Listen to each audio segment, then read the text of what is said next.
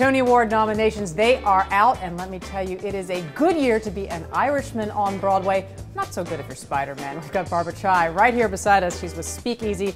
You've been doing a little digging into this now. This musical, Once, this seems to just be sweeping everything. Yes, it received 11 nominations, the highest number yesterday, and it started out as a film, and it became an off-Broadway show, and as soon as it opened on off-Broadway, it became a Broadway show. So it's sort of like this little musical that could, and now has the highest number of Tony nominations. So that's one to watch. Now, Spider-Man, I mentioned briefly, doing really well after so many hurdles and injuries, but they're taking a lot of money, but just not a lot of nominations. That's right. It only received 2 nominations for scenic design and costume. Not a huge surprise because critically it wasn't very well received, but like you said, commercially it's the most popular musical right now.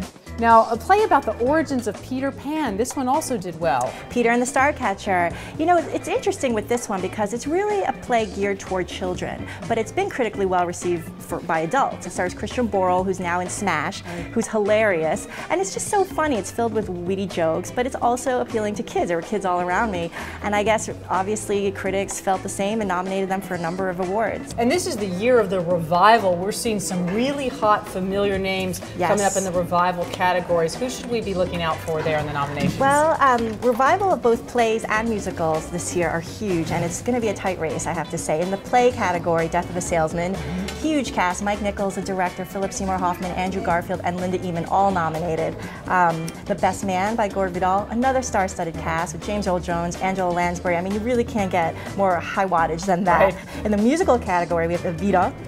Ricky Martin and Elena Roger were not nominated, and that I think was a bit of a surprise because you really can't have Evita with either of their characters, Evita and Che. Michael Cerveris, who plays Juan Perón, was nominated. Follies also doing well and got a lot of nominations.